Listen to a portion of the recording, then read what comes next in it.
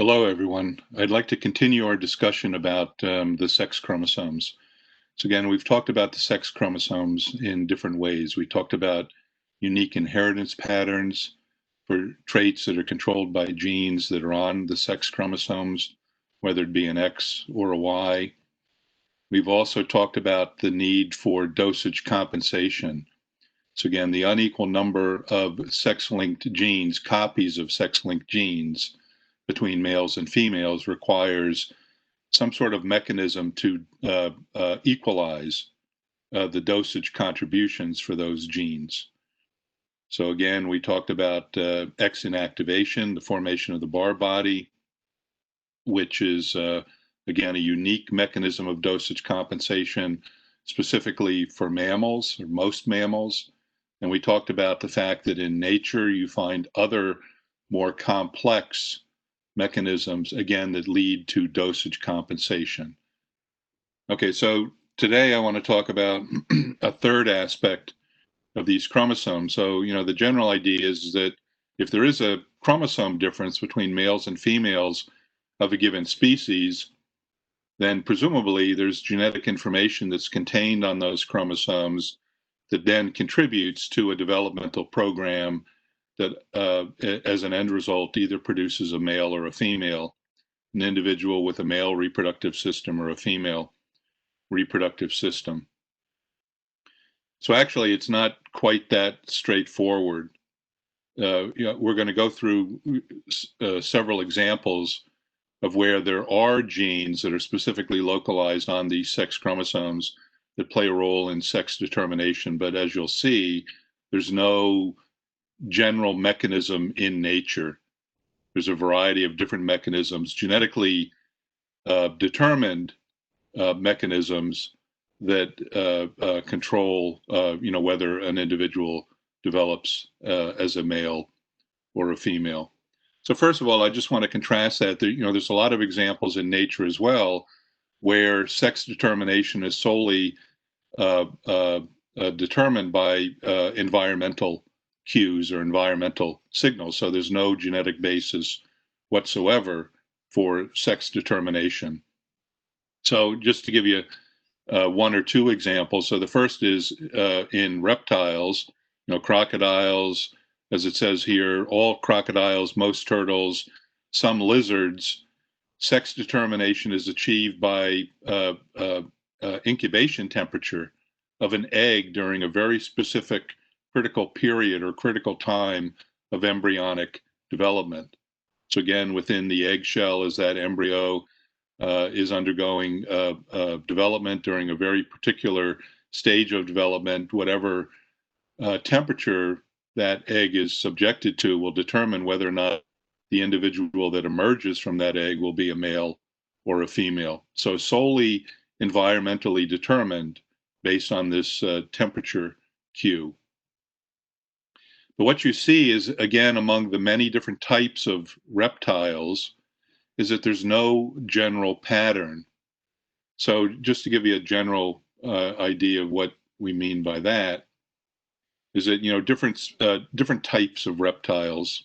I don't know specifically which forms are being represented in these three different graphs here, but you get the general idea is that there's no general pattern for how temperature determines sex within the different reptile types. So for instance, here, the first graph on the left, what you see is that it's a lower temperature. Here's the temperature scale along the x-axis, low versus high. It's a lower temperature of incubation at that critical stage of embryonic development that leads to the formation of a females, female reproductive system. And it's a higher temperature, the higher temperature that determines a male developmental program. Okay, so here's another reptilian species that's exactly the opposite.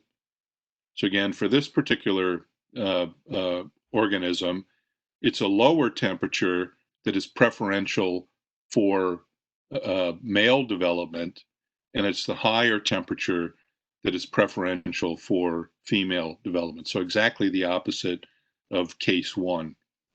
And then lastly, you can have other reptilian species, here represented as case 3, where it's the two extreme temperatures, both high and low, that are preferential for female development, and it's an intermediate temperature that leads to development of males within those eggs, depending on, again, the particular temperature exposure at that critical developmental period. So there's no general pattern for all types of reptiles, all different species of reptiles, where temperature determines the sex of the individual. So here's another example, again, of an environmental cue, totally non-genetic mechanism for sex determination. And in this case, it's a chemical signal instead of a temperature signal. So these are limpets, sea snails. And basically what they do is as they develop and grow and reproduce, is they build stacks. So they build piles. They pile on one another to build these large stacks. And during a larval stage of development, and then they mature and they become reproductively capable as mature adults. So what happens is that as these piles grow, the individuals at the bottom of the pile develop a female reproductive system based on this chemical signal that's being exuded by those individuals at the bottom of the pile. But as they begin to pile on, those at the top of the pile receive a less concentrated exposure to this chemical, this hormone. And so therefore, as they develop from the larval stage to the adult stage, is that they develop a male reproductive system. So lower concentrations of the chemical, you get a male. Higher concentrations, you get a female. Okay. So and there's a gradient across the stack, from top to bottom, it's low to high for this particular chemical signal. But actually what can happen is that as this pile continues to grow, those that were originally, say, at the top now become, say this individual is a male at the top, is now in the middle. And so that individual, while originally receiving a low concentration of the signal, is now receiving a higher concentration of the signal. And so therefore, as that gradient, develops from bottom to the top of the pile. And so what can happen is that that original male individual actually can convert to a functional female. Okay, so again, as the pile grows, those at the top are those that develop into mature reproductively functional males, and those, as you move towards the bottom of the pile, are females.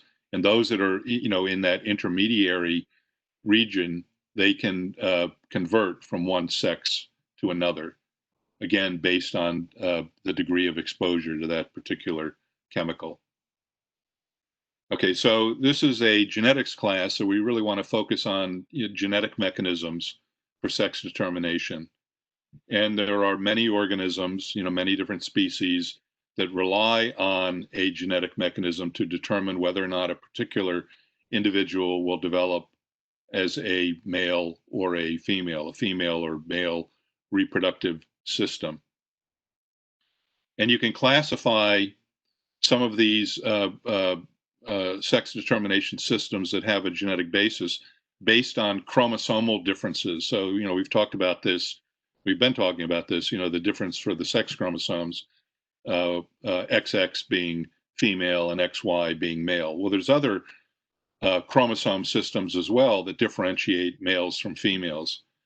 So there's another system in which one sex is XX and the other sex is XO, meaning that they only have one copy of a sex chromosome. Not two, but only one. And then there's a third system that is observed in nature that, again, one of the two sexes, this is what we call the ZW system, has two different forms of a sex chromosome, similar to the XY system, and then the other sex has two identical types of sex chromosomes. So here they call it ZZ, similar to the XX females of say a human, a human female. There's actually in terms of chromosome differences between the sexes, there's a fourth system as well. This is a little bit more complicated. It's not at a chromosomal level that the difference occurs, but it's actually haploidy versus diploidy. So for many types of bees, wasps, ants, a variety of different types of insects, is that if you are diploid, you are going to develop as a female, and if you're haploid, which can occur, you will develop as a male. We're not going to talk about that. I just want to talk about these three systems here, where a single chromosome and differences in the numbers and types of those chromosomes differentiate male from female. So more formally, these systems are referred to as the XY system, the XO system, and the ZW system. Or even more formally, the XY system, sometimes referred to as the Langeus system, the XO system, the Proteiner system, and then the ZW is just called the ZW system. Okay, so what's the differentiation between sexes in each of these systems? Well, again, we've already talked about the Langeus system, the XY, XXXY. Females are XX, males are XY. Within the Proteiner system, those individuals that are XX are going to be females, or I've actually given you an example of this previously when we talked about dosage compensation. We talked about the nematode or C. elegans. They are, instead of being females, they're hermaphrodites. So they're bisexual, both male and female reproductive organs. And then the alternative sex within this Proteiner system is that if you just have one copy of the sex chromosome X, and you don't have a second equivalent copy in either the same form or a different form, those are going to be the males. Okay, and then lastly, the ZW system, what's unique about it is that it's you can think of it as the opposite of the Langeus system. So again, in the Langeus system, the female has two identical X chromosomes, but now in this ZW system, the male has two identical sex chromosomes, ZZ. And then the females have two distinct sex chromosomes. So like the males in the Langeus system, X and Y, here the females have what are called Z and W sex chromosomes. So they're distinct from each other. Okay, so to the right here, there are several different examples of organisms that fall within each of these three chromosome systems, sex chromosome systems that differentiate males and females. And you can see here, we talked about reptiles, certain species of reptiles that rely on temperature to determine sex. Well, you can actually have some species of reptiles in which there's actually a genetic basis or a chromosomal basis for distinguishing males and females. So as I said, there's no, when you survey nature and you look at these different sex determination systems, whether they be genetic or not, there's a tremendous amount of variety. Okay, so again, several examples here within the Proteiner system. Lots of these are insects again, cockroaches, grasshoppers, crickets, and then I've mentioned the nematode previously. And then lastly, Langeus system, we've mentioned most of these examples already, the mammals, including humans. Most mammals and humans utilize this particular system for differentiating the sexes. The fruit fly we've talked about, again, rely on the same chromosome difference to differentiate between males and females. And there's some plants actually that do this as well. So certain types of plants most plants are like Mendel's pea in that, the flowers are bisexual. or you have both male and female flowers forming on the same plant. But there are certain types of plants in which you have separate male and female plants. Okay, and so many of those plants fall within this Ligaeus system. So what I want to do is I want to introduce some general terminology that applies to all three of these systems. And then we're going to talk about specific genetic mechanisms within each of these systems that lead to a sex determination for any particular individual. And actually, what I'll say with regard to that is that most of the work has been done within the Ligaeus system. So we're not really going to focus. I mean, in terms of specific genetic mechanisms, not really going to talk about the Protenor system or the ZW system, because there's work that's been done, but it's far from complete. We don't have a full understanding of the actual underlying genetic basis for sex determination in these organisms. But there has been a fair amount of work that's been done within organisms that fall within the Ligaeus system. So we're going to focus on those examples. And actually, what I want to emphasize is that when we look at the genetic model for sex determination in humans or mammals, Drosophila, and one plant type that we'll use as an example, is that even though they have the same chromosomal difference between males and females, is that the actual genetic mechanism that is responsible for sex determination are different in all three of these cases. So that's really the important point that I want to make when we get to that part of today's discussion.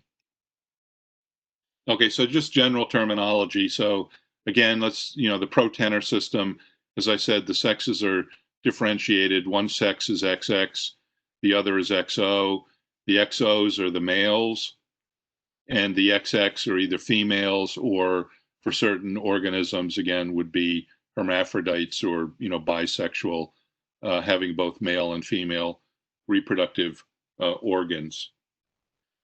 So what this means is that for this hypothetical organism here that falls within the Protenor system, this would be the female to the left.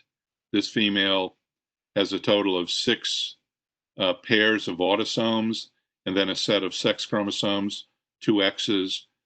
And then the male, again, 6 autosomal sets, 6 autosomal pairs, again, the same as the female, but then only 1 X chromosome, so 1 sex chromosome. So what that means is that the females, when they produce, reproductive cells, the egg, is that they're all genetically identical at the chromosomal level. They're haploid, 6 autosomes, and 1 X chromosome. So they're all uniform in terms of their chromosome constitution. So in this case, the female would be referred to as the homogametic sex. She produces 1 gametic type with regard to chromosome number. However, the males are going to be different. So the male actually can produce 2 different gametic types, 2 different sperm types, either X-bearing or not. So again, you can see this gamete contains 6 autosomes, but no copy of a sex chromosome. And then this other gametic type, this other sperm type, would contain the 6 autosomes and then 1 X chromosome. So what that would then predict, and again, this is something that's commonly investigated, within those research labs that are interested in genetic basis for sex determination, is that you look at sex ratios that occur as outcomes of crosses. And again, what this would predict, with the male being the heterogametic sex, is actually the male, the particular sperm type that's going to determine the sex of the individual that results after the zygote is formed, after a fertilization event. So the male is described again as the heterogametic sex. And as long as we assume that each of those 2 different gametic types are equally viable and equally competitive to fertilize this single egg type produced by the female, the prediction would be a 1-to-1 sex ratio among the progeny, 50% male and 50% female, or hermaphroditic for some examples of organisms within this system as well. Okay, so here's sort of a variation on that because of the different means by which this organism can reproduce. This again is the C. elegans, the nematode that I've mentioned previously in the context of dosage compensation mechanisms. So again, here hermaphrodites, a 2n of 6. So that means that there's 2 pairs of autosomes and then 2 X chromosomes. And then you have the males, which have 2 sets of autosomes, 2 pairs of autosomes, and then 1 X chromosome. Okay. So, and you can easily see the difference, between these two different, the two sexes, the hermaphrodites and the males. Clearly, just morphologically, visibly, they're, the hermaphrodites are much larger, the males are much smaller. Okay, so this organism having a hermaphroditic sex means that it can actually self-fertilize. This is one of the reasons why it's useful as a model organism for doing genetics, is that it can either reproduce through self-fertilization events or through cross-fertilization events. So if there's a self-fertilization event, what that means is that the hermaphrodite, which contains, again, 2 X's, produces both sperm and egg, all of which are homogametic, right? Both sperm and egg are going to contain the 2 autosomes, in a haploid state, so 2 autosomes, and then an X chromosome. Okay, and that's true on both the male and female side within the hermaphrodite. So what that means is that if a hermaphrodite self-fertilizes, is that all of the progeny are going to be hermaphrodites, right? They're all going to contain 2 X's, and therefore they're all going to develop as hermaphrodites.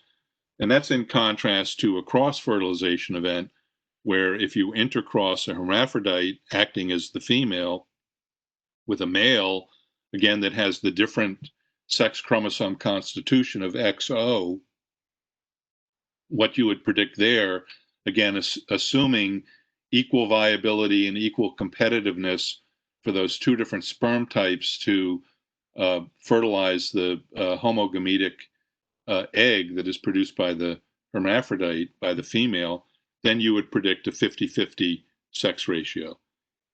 And again, that sex ratio is determined by the male, the heterogametic sex. Again, the heterogametic in that half of the sperm are going to contain 1 X chromosome, the other half aren't going to contain any. Okay. So, the terminology, same terminology applies for the organisms within the Lagea system.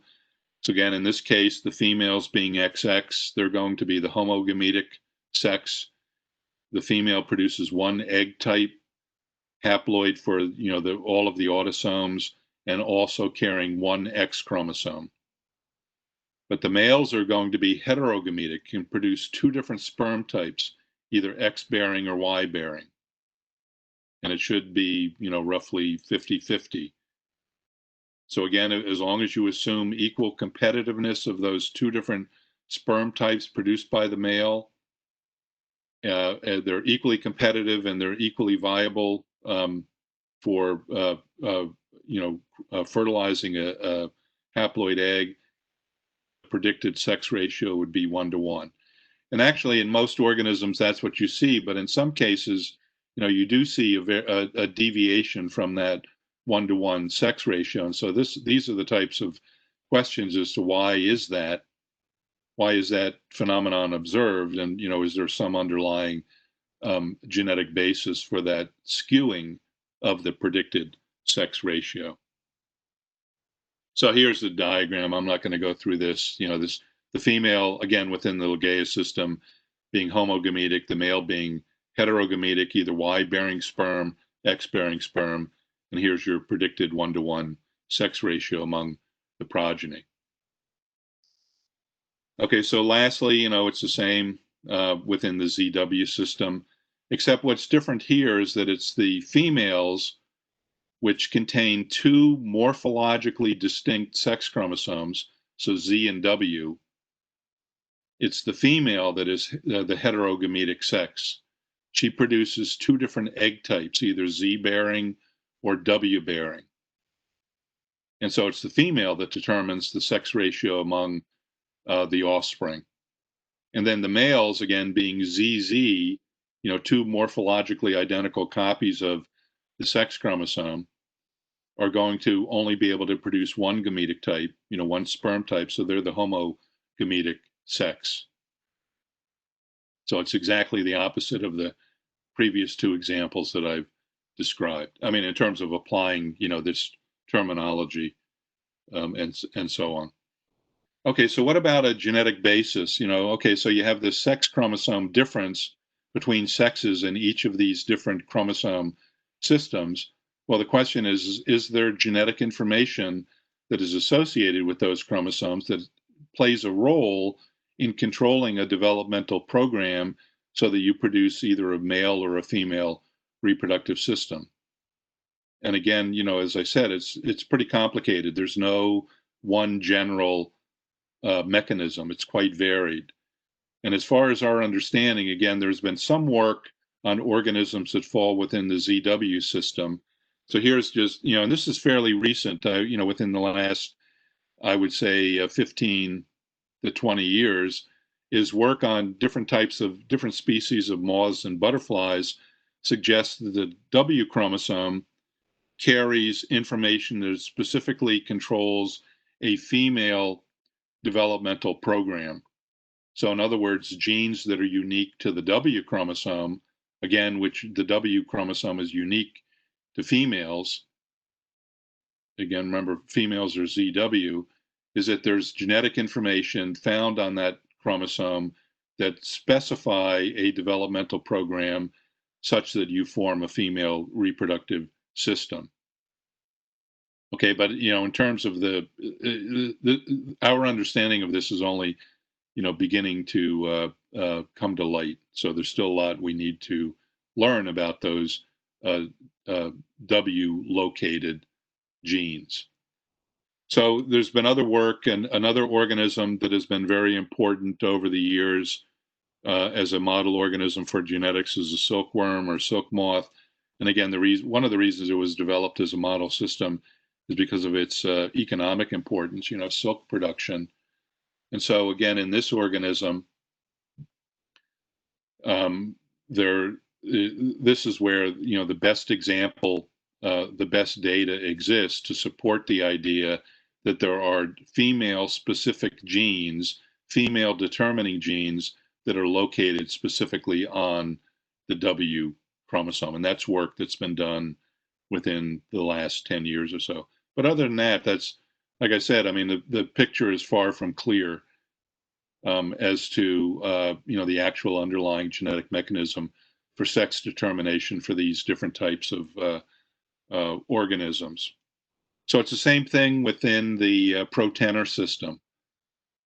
So it's still a little, we have a little bit of data available that suggests that there's genetic information associated with the X chromosome that plays a role in sex determination. But again, there's still a lot that we need to learn.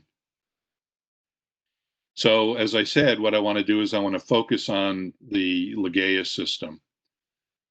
And it's organisms that fall within that system that have been best studied in terms of understanding a genetic basis for sex determination. So I'm going to go through an example in a plant.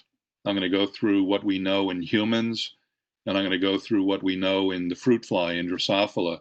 And again, what you see is that even though it's the same chromosomal distinction between males and females for these three different organisms, is that the actual genetic mechanism for sex determination is different in each of these three cases. So the first is the plant example. So this is Melandrium album, and Melandrium album is a dioecious plant similar to holly, red cedar, poplar, yew, and so on. So these are different types of what does it mean to be dioecious? Well, it's individual plants will produce flowers that contain either male reproductive organs only or female reproductive organs only. So unlike Mendel's pea, the flowers on the pea plant, again, contain, as I described it previously, it's a perfect, complete flower. So it's perfect in the sense that it's bisexual. It contains both male and female reproductive organs. So again, for a dioecious plant to produce seeds, you need a male plant and you need a female plant. Okay, so male and female, again, are distinguished based on their sex chromosome constitution. So again, females are going to be XX and males are going to be XY. So this is after many years of work by various plant breeders, this is what they were able to determine. I mean, in terms of genetic information associated with these sex chromosomes that play a role in sex determination. So what they did is they actually mapped groups of genes, clusters of genes, into three different categories, all of which are localized on the Y chromosome. So in other words, there's a cluster of genes in region 1 that are female suppressor genes. So those are genes that when they produce a gene product, they actually suppress development and formation of female reproductive structures within the flower. So active suppression of development of female reproductive structures. In addition to that, you have another cluster of genes in region 2 that actually promote male development, in other words, development of male reproductive structures within the flower. And those are genes that are specifically localized to the Y chromosome. So male determining genes, but it's a group of genes. It's not one, it's not a few. It's a whole group of genes that fall within this region here. Then you have a third cluster of genes on the Y chromosome that affect male fertility. So actually, those are genes that control meiotic events, right? Spermatogenesis. Okay. And specifically, in males. So these are genes that are required for normal spermatogenesis to take place within the male reproductive structures so that you can produce, functional and fertile pollen grains. And the last region of the Y chromosome is the pseudoautosomal region. And we've talked about the need for a pseudoautosomal region on the sex chromosomes because that's a region of homology that allows for pairing with, in this case, an X chromosome. So again, all of these regions 1, 2, and 3 are unique to the Y chromosome. So, they're inherited in a halandric manner, a Y-linked manner. Okay, so then on the X chromosome, what do they know about that? Well, you have, the comparable pseudoautosomal region for, pairing up during a meiotic event, so the two chromosomes are recognized as being homologous. And then you have region 5, which carries unique genes that have nothing to do with sex determination. So again, those are genes that in this organism would be inherited in a sex-linked manner, as we've talked about previously, whether it be dominant or recessive sex-linked. Okay, so the idea here is that there's genetic information in 3 different forms and represented as multiple genes that specify a developmental program for the formation of male reproductive structures within a flower on a male plant. So if you have an XY sex chromosome constitution, you contain all of these genes within regions 1, 2, and 3 that specifically suppress development of the female reproductive structures, the pistil. And then you have a cluster of genes that promote the formation of male reproductive structures. The stamen, the anther and filament. And those are genes that are specifically localized to the Y chromosome. And then you also have fertility genes, male fertility genes found on this chromosome as well. So the suggestion is that if you're a Melandria, you're one of these plants, and you carry a Y chromosome, you're going to produce male flowers, flowers with male reproductive structures within them. And if you don't have a Y chromosome, meaning that you're XX, then you're going to develop or form flowers that only have female reproductive structures. So that's the basic model. And that's how sex determination works in this organism. So how did they actually confirm that or verify? Like, were they able to first obtain some indication or some evidence that the Y chromosome specified a male developmental program? And then subsequently, how did they go about identifying, these regions, these three different gene regions on the Y chromosome? So we're not going to talk too much about that, but we're going to talk about how they determined that the Y chromosome specified a male developmental program. So how did they do that? Well, they created abnormal plants, chromosomally abnormal plants. So again, the normal plants would be diploid either for the sex chromosomes, either XX or XY.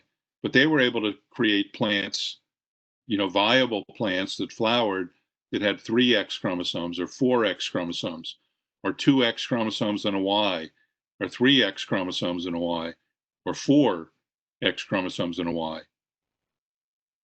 And what they found is that whenever you had a Y chromosome, it didn't matter how many X chromosomes you carried, as long as you had a Y chromosome, you were always a male plant.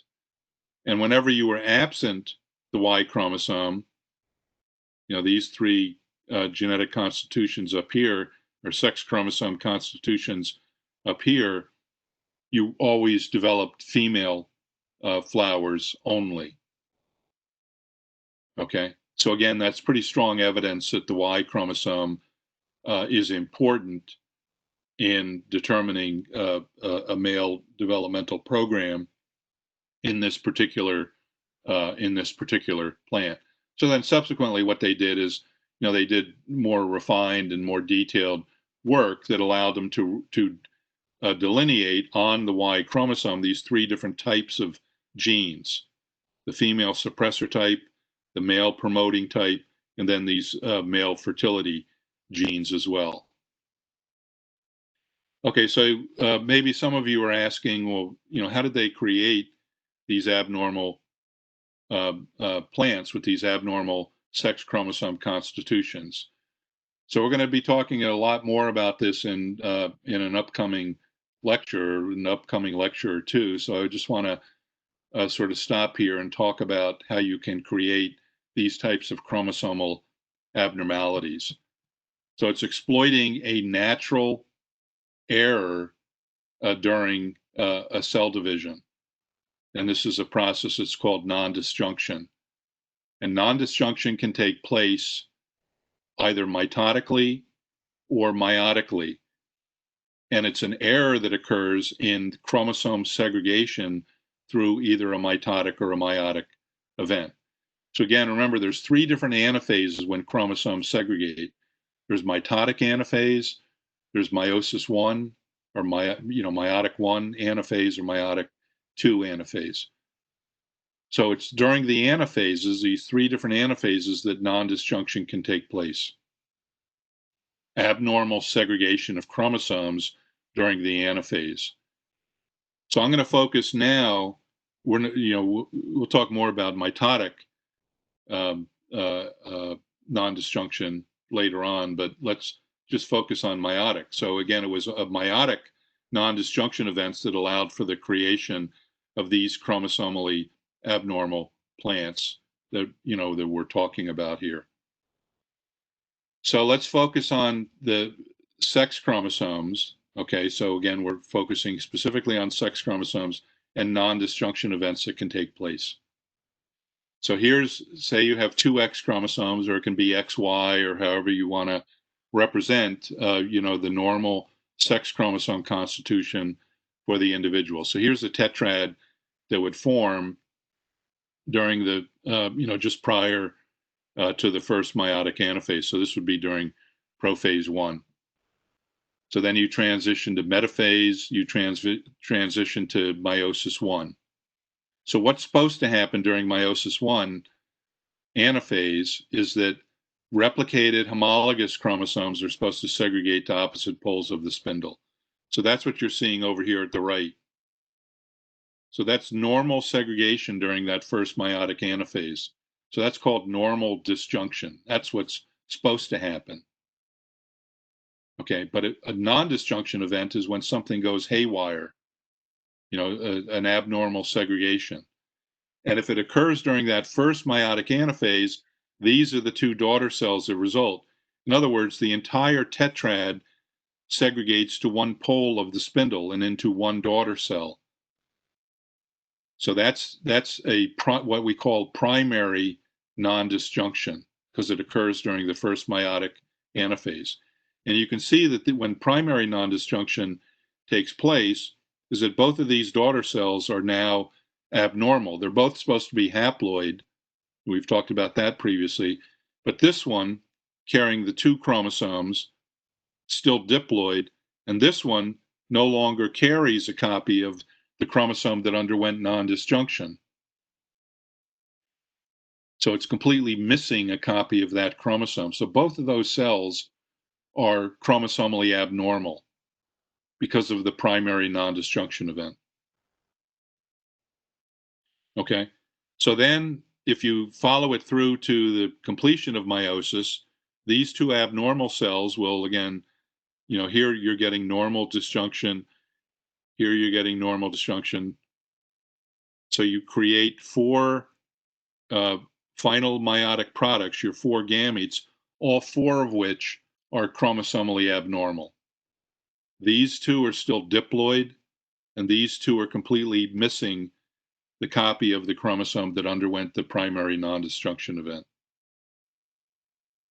So if those gametes are viable and they can compete to fertilize a normal gamete produced by the other parent in the cross, then you will produce chromosomally abnormal offspring for that chromosome that underwent the non-disjunction event. In this case, you now would, these two individuals would have 3 copies of that chromosome, and these individuals would only have 1 copy. So all 4 of the offspring are going to be chromosomally abnormal.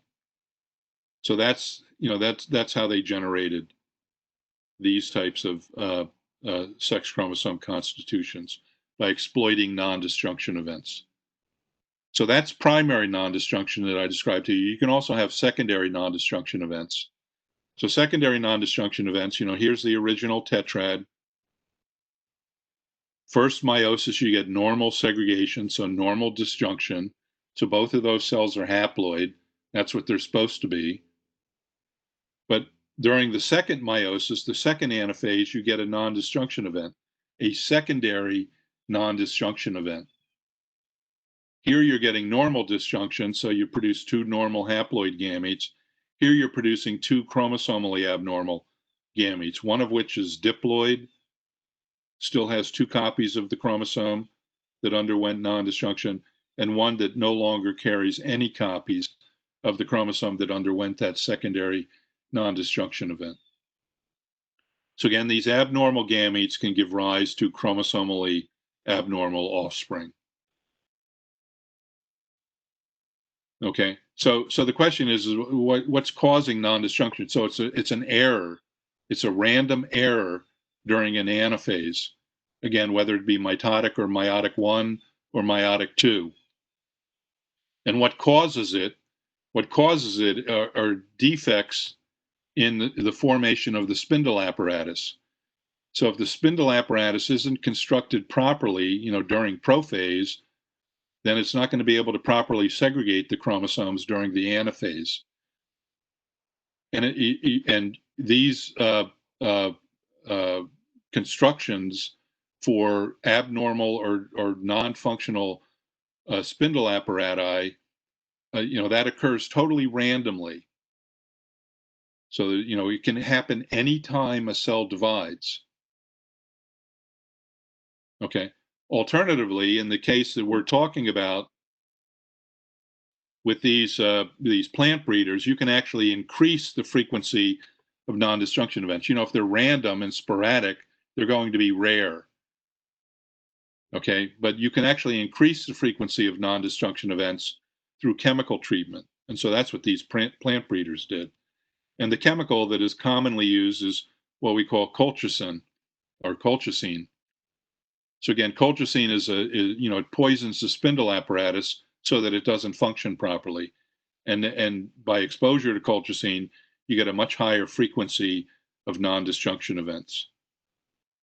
So if you're trying to produce chromosomally abnormal gametes and our progeny from abnormal gametes, what are you going to do? You're going to treat the reproductive tissues of the organism, in this case a plant, with colchicine to increase the frequency of these chromosomally abnormal gametes. And again, they can be generated either through a primary event, a primary non-destruction, or a secondary non-destruction event. Okay, so again, you should make sure you understand this concept of non-destruction, because we'll be talking a lot more about it in an upcoming lecture, but it's certainly relevant as part of this discussion.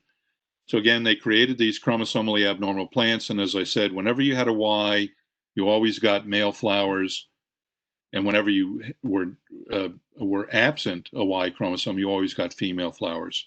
So again, strongly suggesting that the Y chromosome is the male determining factor, and then they were able to identify these specific types of genes localized on the Y chromosome that played a role in male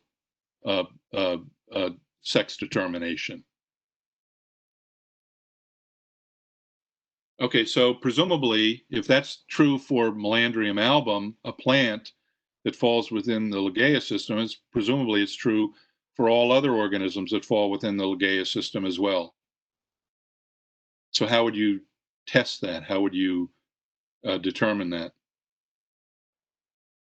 Well, you do the same thing. You try to create chromosomally abnormal individuals and see what sex you get based on the sex chromosome constitution of the individual.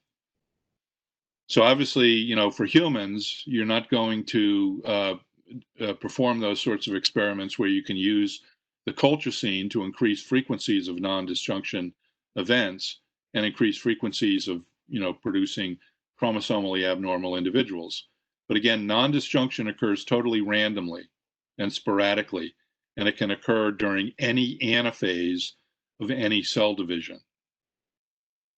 So in humans, there's actually two conditions that I'm going to describe, two genetic conditions that are abnormal for sex chromosome constitution. And these conditions arise through random and spontaneous non-disjunction events. So the first is Klinefelter syndrome. If you look at a karyotype of an individual that has Klinefelter syndrome, what you find is that for all of the autosomes, everything looks normal, 2 copies of autosomes, human chromosomes 1 through 22. And then when you look at the sex chromosomes, actually what you find is there's an extra copy of one. You have 2 X's and a Y.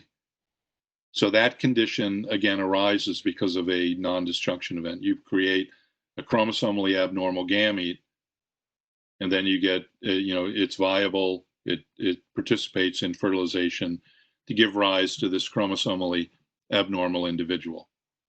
So what that means is that, having XX and Y, we've talked about this phenomenon of dosage compensation in individuals that have Klinefelter syndrome. They are going to exhibit a Barr body in their somatic cells. Okay, so that's actually one of the ways that these individuals are diagnosed. So the idea is that physically or morphologically, these individuals really don't stand out in a crowd. They might be a little bit taller than usual. In terms of secondary sexual characteristics, maybe a little bit underdeveloped. But other than that, they pretty much, they don't stand out in a crowd. So the way that they're generally identified is that when they try to reproduce and produce a child, is that they're suffering from low fertility. So you go to the doctor, you go to the fertility clinic or whatever, and one of the first things they'll do is they'll do a test to look for that Barr body to see if the reason for your low fertility is due to Klinefelter syndrome. Okay. So then from that point on, then they can explain the low fertility. Again, that's one of the results from having this chromosomal abnormality, having two X's and a Y as well within your genome. So in contrast to that, there's another group of individuals that suffer from what we call Turner syndrome. And Turner syndrome, again, if you look at the karyotype, everything looks okay for the autosomes, 2 copies of each of the 22 autosomes. But when you look at the sex chromosomes, there's only one. Okay. So again, what that chromosomal abnormality suggests is that if you were to do a Barr body analysis, is that there wouldn't be any. Okay, because there's only one X chromosome, there's no reason to dosage compensate to shut down a second X chromosome. Okay, so again, in terms of phenotypic consequences or morphological consequences to these individuals that have Turner syndrome, it's a little bit more severe than with Klinefelter.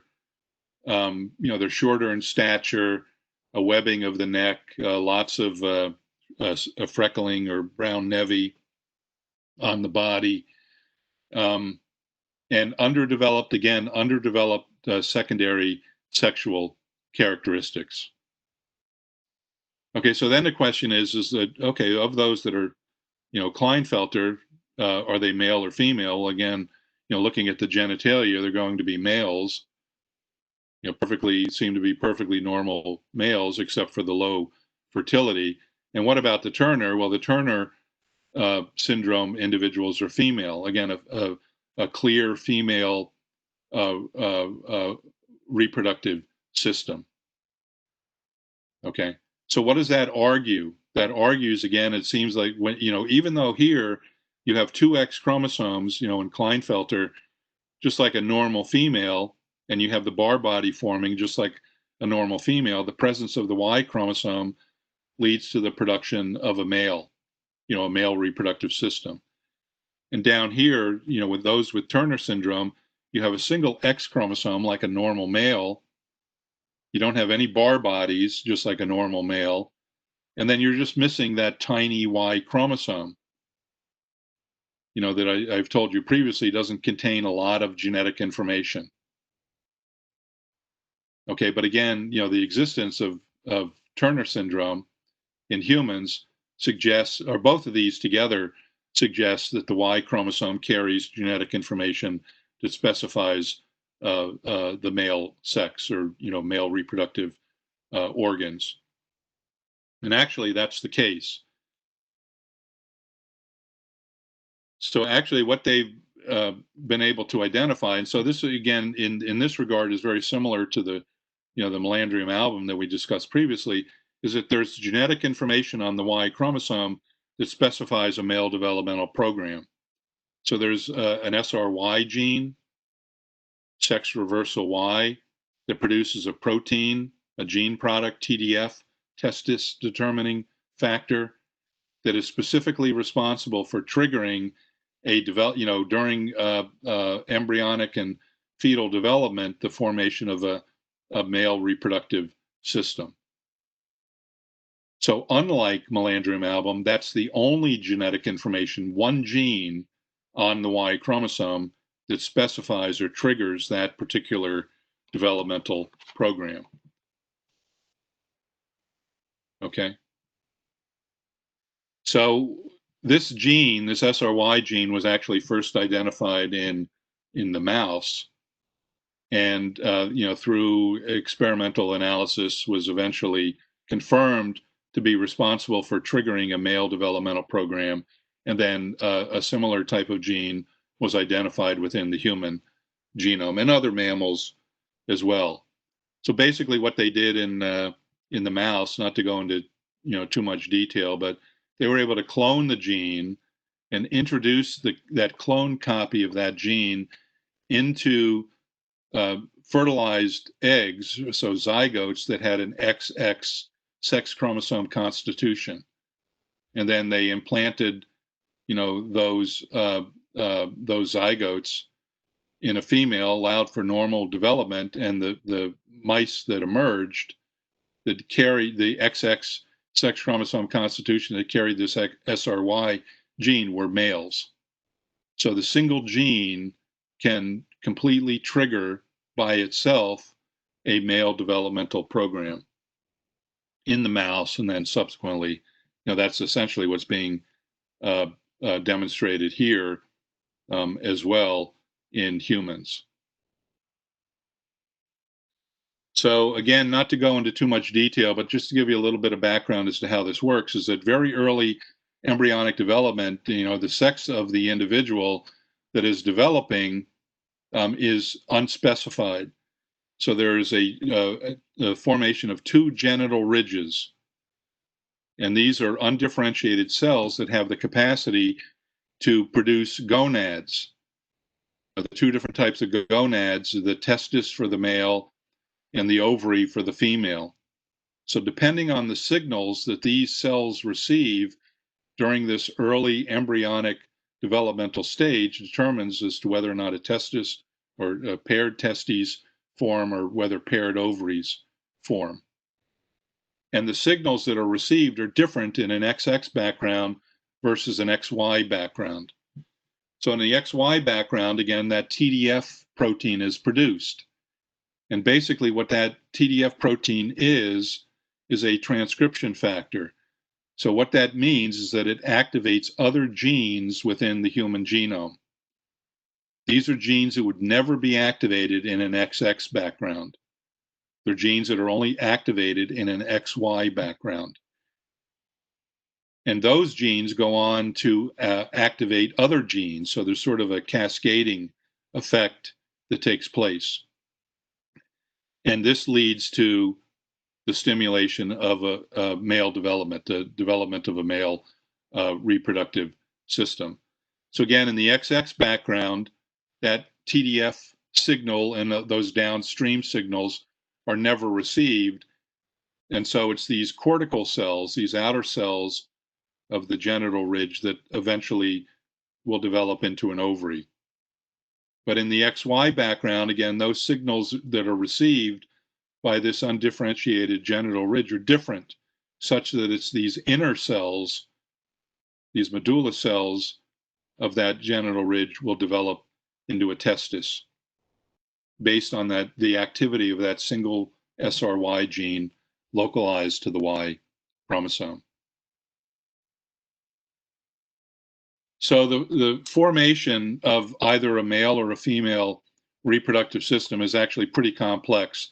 And while the male development is triggered by that single gene, ultimately there's hundreds of genes that contribute to the formation of a normal male reproductive system. And it's the same thing on the female side. In the absence of that SRY gene, there are other genes that are activated, hundreds of them, that eventually contribute to the formation of a normal female reproductive system and all the structures associated with that reproductive system. So in terms of classifying an individual in terms of sex, there are different ways you can do this. And in the early days, it was pretty straightforward. Again, the idea that this is going back to karyotype analysis in the late 50s and early 60s. Again, a normal female is going to be XX. You could see those two X chromosomes, so easy to classify as a female, the individual as a female, or alternatively XY. Again, easy to recognize the chromosomes within the karyotype and classify the individual as a male. So again, because of the presence of the SRY gene on that Y chromosome of the male, that leads to, gonad formation, specifically in the case of the male, of a testis or testes. Okay. So, and what happens in the female in the absence of that signal, that TDF protein, is you form a different type of gonad, the ovary. So again, it's, relatively easy to distinguish between males and females based on the presence or the formation of a set of ovaries or a set of testes. So this is what we call gonadal sex. Then lastly, you can classify based on phenotypic sex. A fully formed male reproductive system, a fully formed female reproductive system constructed from, different parts and,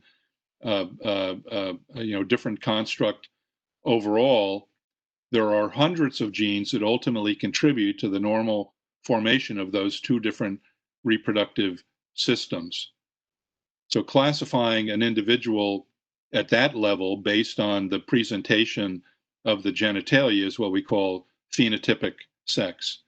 And when you get beyond gonadal sex and you start to classify based on phenotypic sex, things have gotten to be fairly complicated because there can be genetic defects, certain among those hundreds of genes, some of which are not functioning properly, so that you don't get the normal formation of either a male or a female reproductive system. You can get a phenotypic sex that is referred to as intersex, because the genitalia will be comprised of structures part derived from a normal female reproductive system and part derived from a normal male reproductive system. So intersex or hermaphroditic, sometimes being described as such.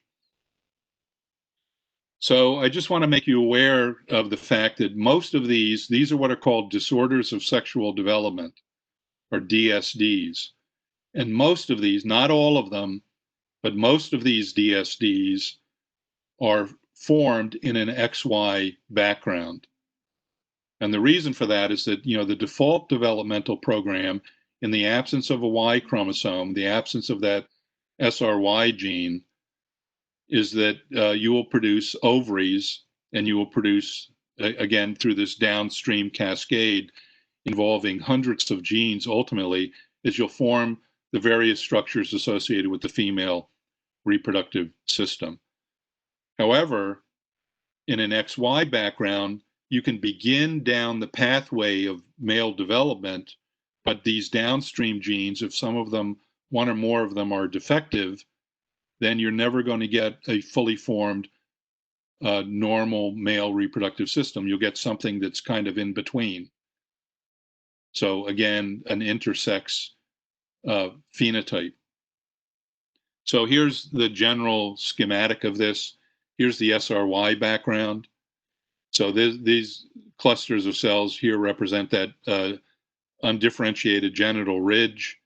So in the SRY background, again, the TDF protein generates a set of signals that's unique from the XX background. So that again stimulates the inner cells of the genital ridge that ultimately produces a testis. And then again, that testis, as it's developing, will begin to produce other chemical signals, hormonal signals that'll trigger other downstream genes that again will eventually lead to the construction of a normal male reproductive system, both the internal structural components as well as the external structural components. So if any of these downstream, once you've started down that pathway of male development because of the presence of the Y chromosome, but some of these downstream genes are defective, then you're never going to go to completion in terms of, producing a fully formed normal male reproductive system. You'll get something that would be hermaphroditic or an intersex type phenotype. And so again, these are just some examples. These green arrows represent some examples of well-characterized downstream genes that, when defective, give rise to a particular DSD, or disorder of sexual development, where you only get a partially formed male reproductive system. Okay, so this actually, leads to a lot of discussion and maybe controversy, at a societal level, and if you follow any of this in the media and so on, is, well, let me point this out. So I've just embedded, before I get to this example, I've just embedded an article from the Genetic Literacy Project um, into this PowerPoint, and you can look at it at your leisure. It's about 4 years old now, but it's still, I think, relevant in talking about, some of the confusion that arises nowadays with our much better understanding of the, genetic basis for sex determination in humans. That, again, while the XX background, the female background, gives rise to a default developmental program of a female reproductive system, then if you have an XY background, you have that SRY gene that triggers a different pathway. However, when these downstream genes are defective, you get all kinds of intersex type phenotypes. So this article talks a little bit about, some of the issues that arise because of this nowadays, in terms of classifying an individual as a male or a female, or intersex. So you can read that. The one example I wanted to point out, again, I'm sure some of you are aware of Caster Semenya, again, an athlete from South America that has been competing for many years, as winner of, I believe, 2 different Olympic gold medals in track and field. The 800 meter, I think, is her specialty. So Caster actually is intersex, and Caster competes as a female because, again, when you look at the outer genitalia, she presents as a female. But if you look at the gonadal level, Caster carries 2 testes, or nearly fully formed testes, to my understanding. And then, in addition to that, at a chromosomal level, Caster is XY. However, for many years, and so what this gives rise to is much higher testosterone levels in Caster than would be present in a normal female. And so the controversy is that, should Caster be competing athletically as a male or a female? And it's kind of, it's been going on for many years now. I think there was just a recent ruling that in an upcoming Olympics is that she will not be able to compete as a female unless she takes drugs to lower her testosterone levels.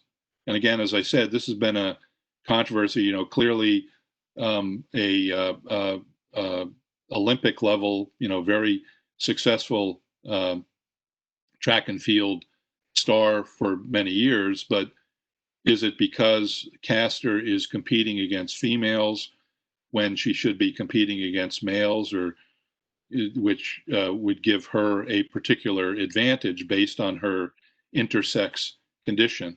And I will point out, is that, going back to this cascade here, the defect, at least to my understanding, what I've been able to determine, is that the defect in Caster is this gene here that produces an enzyme 5-alpha reductase deficiency, again, which is involved in creating this DHT, a chemical signal that triggers genes that give rise to, external male structural features of the genitalia. So that's, again, as I said, the genitalia of Caster present as a female, but internal, gonadally, and at the sex chromosome level, appear to be more male-like.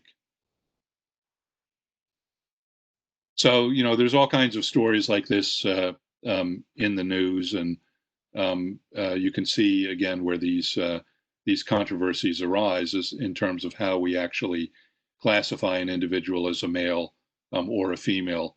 We classify them strictly at a chromosomal level, gonadal level, phenotypic level. It becomes very confusing. Okay, so I want to talk about a third example for sex determination within the Lagea system. So again, here in Drosophila, the fruit fly, as we've said before, females are XX and males are XY.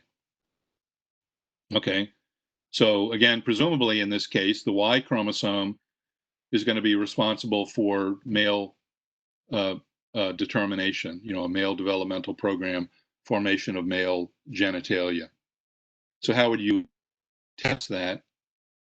I mean, that was the case in the previous two examples we've seen. In the plant, there were many genes on the Y chromosome. In the case of mammals or humans, there's only one. But in either case, the Y chromosome is male specifying. So presumably that's the case with the fruit fly. So how would you test that? Well, you create chromosomally abnormal flies. So with the flies, again, you can break out the colchicine and you can create large numbers of these chromosomally abnormal individuals through genetic crosses. So here's the, well, before I get to that, so what do we see? So what do we know? We know that the normal male is XY. Okay, so I've highlighted a normal male here, and I've highlighted a normal female as being XX. So here's the complete genome of the fruit fly. It's a 2N of 8, 3 pairs of autosomes, and then 1 set of sex chromosomes, either XX or XY. So what they were able to do through colchicine treatment is create chromosomally abnormal flies. And the first one I'll describe here is something that's equivalent to the Klinefelter condition in humans, XXY. Okay, well, those XXY flies, as it turns out, even though they carry the Y chromosome, they have female genitalia. Okay, so that is contrary to everything we've said so far within this Lagea system. And then the other condition that they mimicked was something equivalent to the Turner.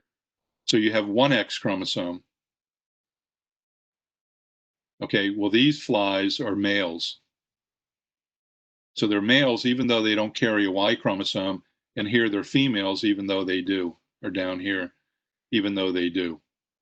So clearly there's a different mechanism for sex determination for the fruit fly that falls within the Lagea system, the same as mammals, the same as the Melandrium album.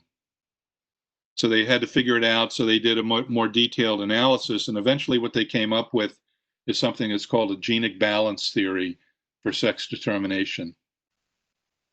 And what the balance means, what they're referring to, is the idea is that sex in the fruit fly is going to be determined by the number of X chromosomes relative to the number of autosomal sets of chromosomes within the genome. So what does that mean? So let's go back to the normal male. The normal male has one X chromosome and then 2 copies of each of the 3 autosomes. So 2 autosomal sets of chromosomes. So the ratio of 1X to 2 autosomal sets is a half. That defines a normal male. So what about a normal female? Here's the normal female up here. The normal female has 2 X chromosomes and 2 autosomal sets, 2 copies of each of the 3 autosomes. So that ratio is 1, and that defines a normal female. If you have a ratio that is anywhere in between 0.5 and 1, as you do in these two examples, you're going to produce an intersex. So genitalia that are part male and part female. If you produce a ratio of sex chromosomes to autosomal sets that are greater than 1, you create something that's called a metafemale.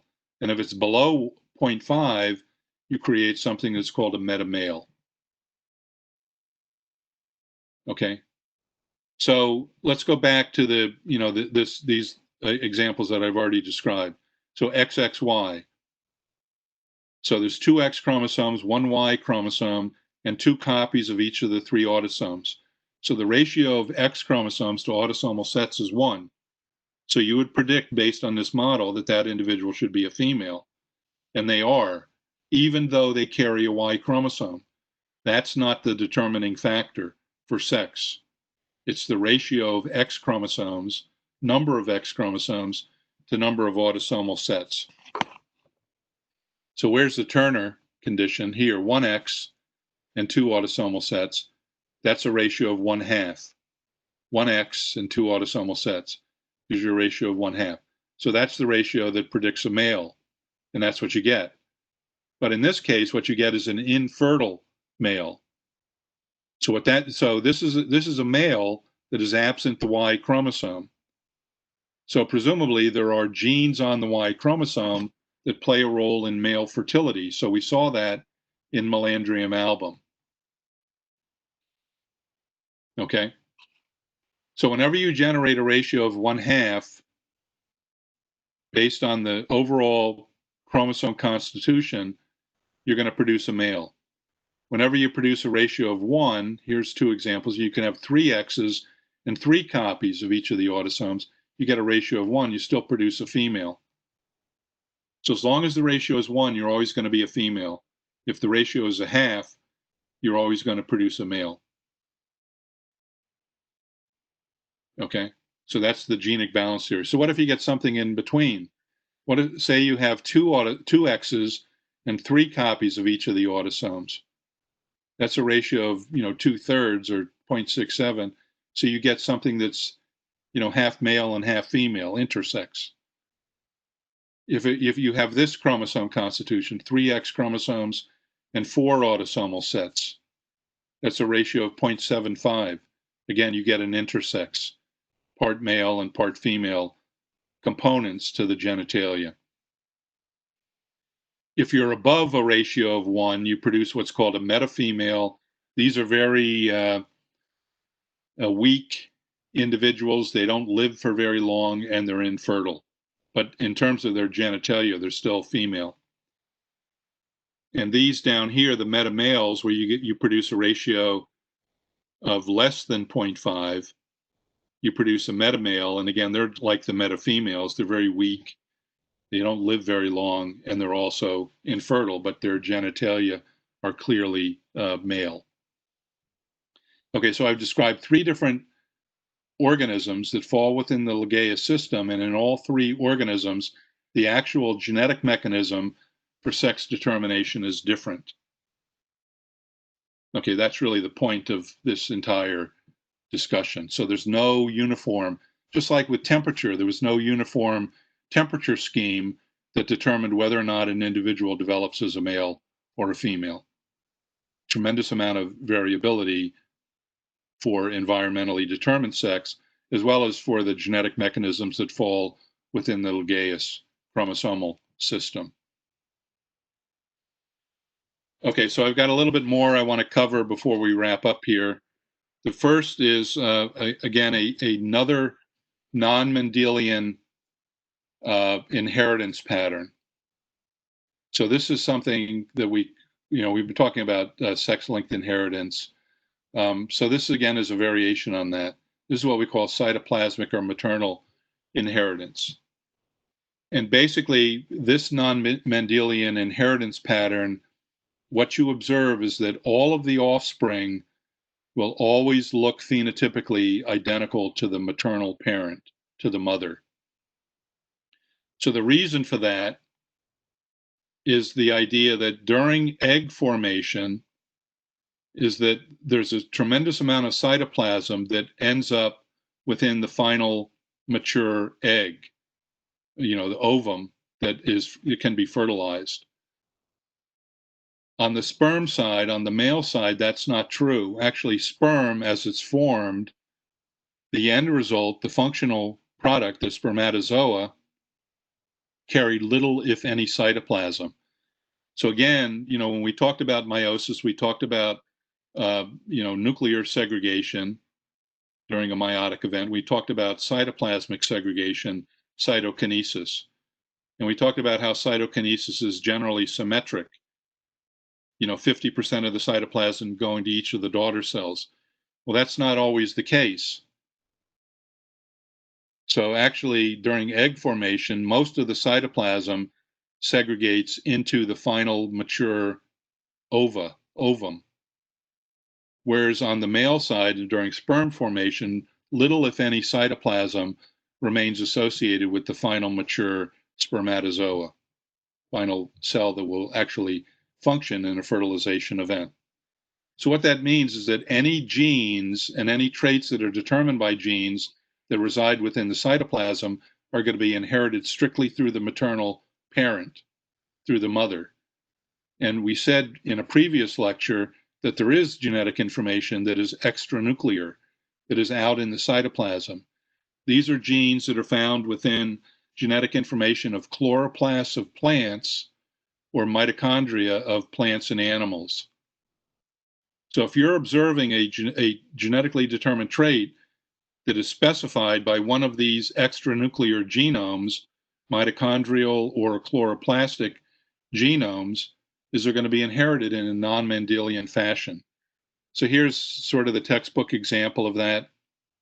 So leaf color, again, the leaf, the green color is derived from the chlorophyll within the chloroplasts of the cells of the leaf.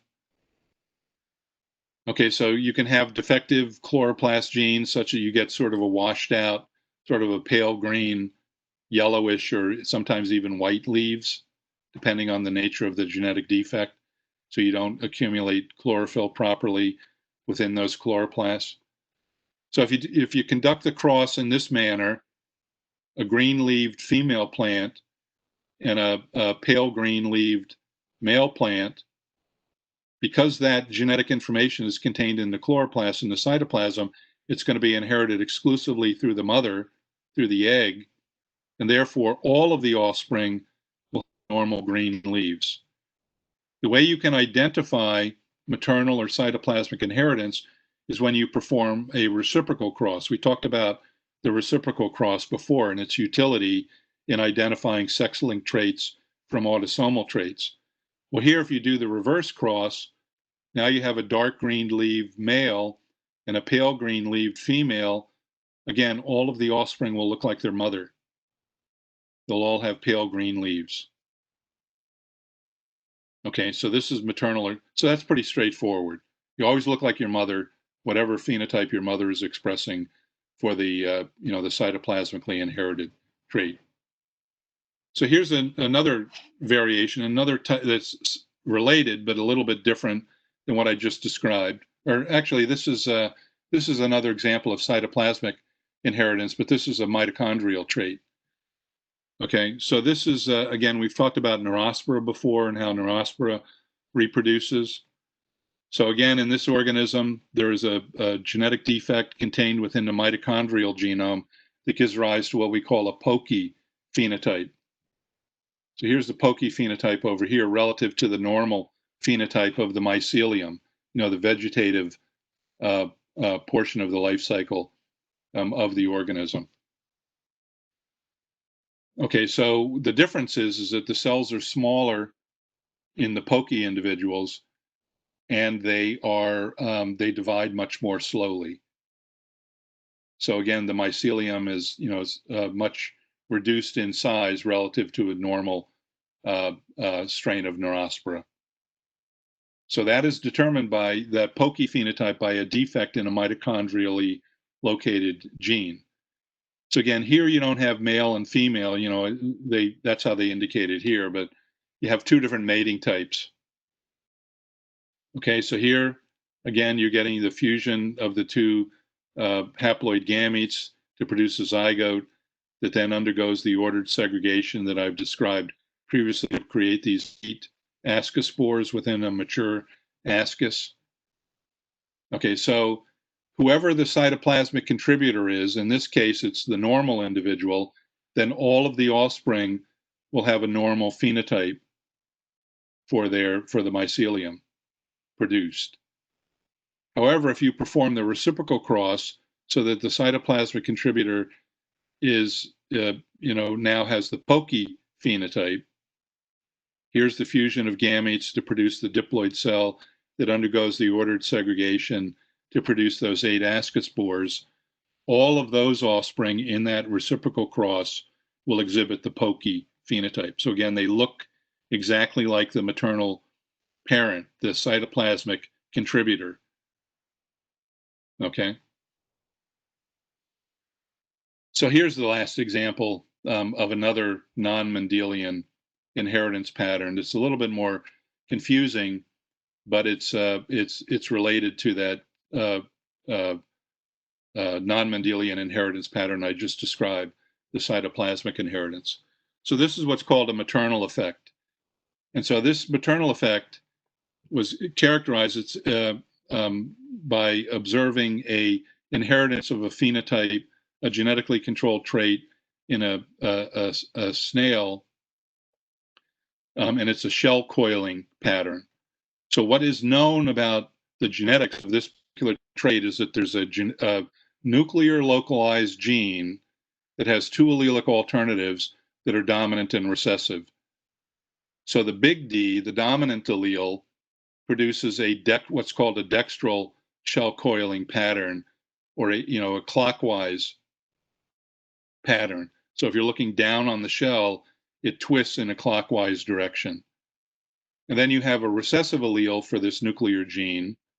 So these are nuclear genes that this recessive allele that produces a sinistral twisting pattern. So a counterclockwise twist to the shell. Okay. So when you perform reciprocal crosses with this organism, what would you expect if it was a nuclear gene? You'd expect all of them to be dextral for both directions of the cross, right? And what if it was maternal, a maternal inheritance type trait? You expect all of the offspring to look like their mother. Okay, so that's what they did. So here they crossed a pure breeding dextral male and a pure breeding sinistral female, and they were all sinistral. So they all look like their mother. Okay, but they know it's a nuclear gene. Okay, so it's not cytoplasmic inheritance. So there's something funny going on. So then you do the reciprocal cross. Again, this is now a pure breeding dextral female and a pure breeding sinistral male. Well, they're all dextral, which is exactly what you'd expect for a nuclear localized gene. But you get different outcomes depending on the direction of the cross. In both directions of the cross, the progeny look like the mother, right? Is that true? That no, yes, they're sinistral over here and they're dextral over here. So the inheritance pattern, as observed through these reciprocal crosses, suggest, partially support a maternal inheritance pattern and partially support a nuclear inheritance pattern, a Mendelian.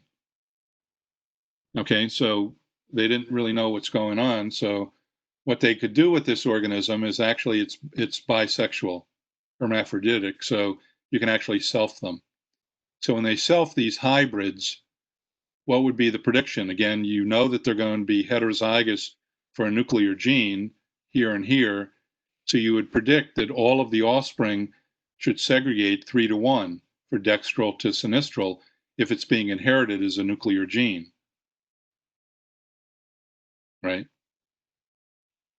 Or alternatively, if it's maternal, they should always look like their mother.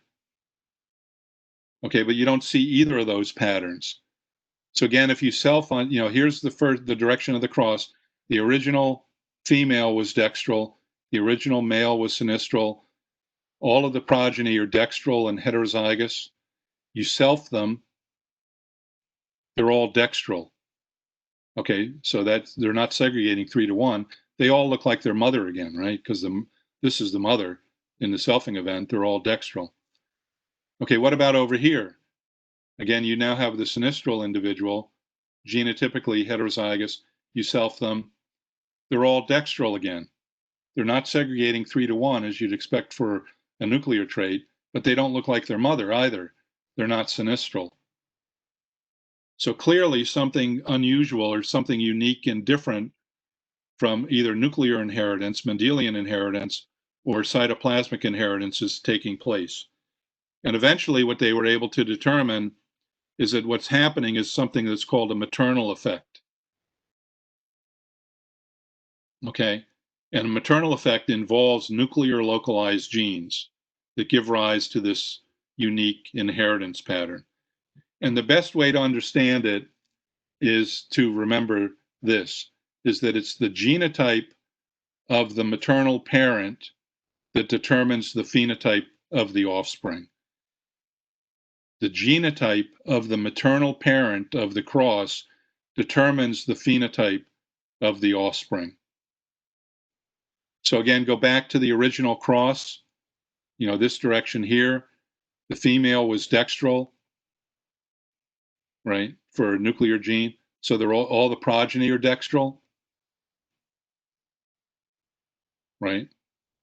Okay, so the genotype of the maternal parent determines the phenotype of the offspring. You do the reciprocal cross. Here, the female was genotypically homozygous dextral or sinistral. So all of the offspring are sinistral. It doesn't matter what their genotypes are. It's the genotype of the mother that determines the phenotype of the offspring. And if you do the analysis through these selfing events, it's the same thing. Here, the maternal parent is heterozygous, genotypically. Heterozygous for the dominant dextral. So therefore, that genotype determines the phenotype of all the offspring. They're all dextral. It doesn't matter what their genotypes are, they're still dextral because that's based on the maternal genotype. And same thing over here. In this case, even though these individuals present as sinistral, genotypically, they're big D, little d, carry the dominant dextral, and therefore the genotype of the maternal parent determines the phenotype of the offspring. They're all dextral again. It doesn't matter what the offspring's genotype is, it's the genotype of the mother that determines the phenotype of the offspring. Okay, so a little bit different, sort of like the pseudoautosomal, which is a combination of autosomal inheritance and sex-linked inheritance. This is the same thing. Its maternal effect is a combination of cytoplasmic inheritance and autosomal Mendelian inheritance. Okay, so I'm going to stop there and we'll pick this up next time.